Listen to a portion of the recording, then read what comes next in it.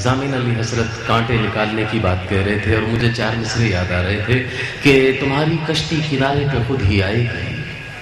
تمہاری کشتی کنارے پہ خود ہی آئے گی، کسی کی ڈوبتی کشتی سنبھال کر دیکھو،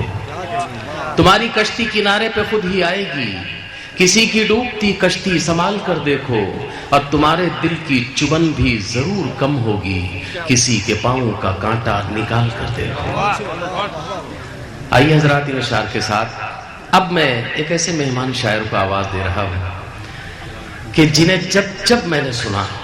جھومتا رہا، ان کے ترنم پر دل مست مست مست ہوتا رہا،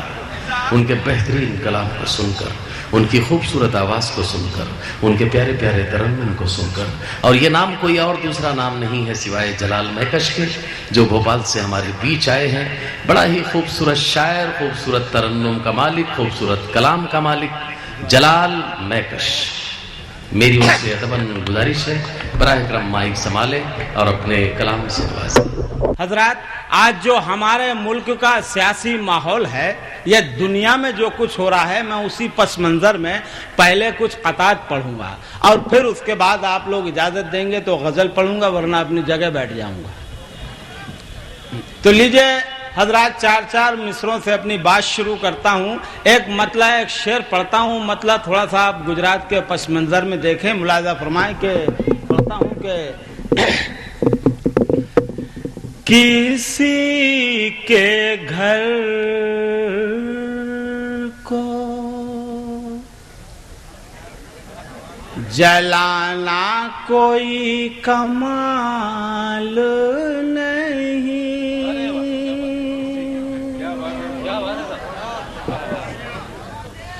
کسی کے گھر کو جلانا کوئی کمال نہیں، کمال یہ ہے کہ تم کو کوئی ملال نہیں، کمال یہ ہے کہ ملاحظہ فرمائے، شعر پڑھتا ہوں کہ امیر شہر سے مت خوف کھائیے میں کش، امیر شہر سے مت خوف کھائیے میں کش، وہ آدمی ہے کوئی رب ذوالجلال نہیں۔ اور ملاحظہ فرمائے، ایک مطلع ایک شعر پڑھتا ہوں کہ ہمت اس شخص کی قانون بڑھا دیتا ہے، ہمت اس شخص کی قانون بڑھا دیتا ہے،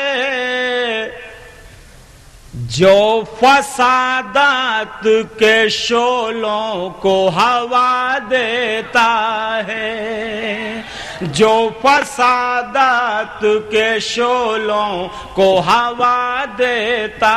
ہے، آندھیاں ظلم کی آتی ہیں دو آنے دو ہیں، آندھیاں ظلم کی آتی ہیں تو آنے دو ہیں، وقت خود جینے کا انداز سکھا دیتا ہے۔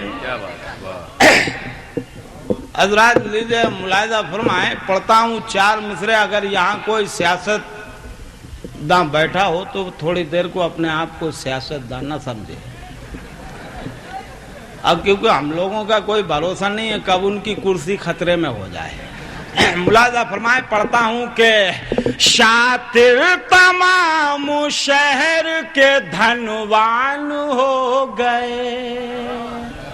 شاطر تمام شہر کے دھنوان ہو گئے، ان کو نصیب عیش کے سامان ہو گئے۔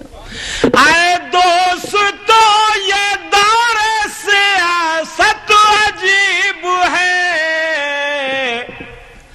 کل کے لوٹیرے آج کے سلطان ہو گئے، کل کے لوٹیرے آج کے سلطان ہو گئے۔ پھر پڑھتا ہوں 4 مصرے، ملاحظہ فرمائے کہ داغ جگر کو اب تو مہکنے کی دے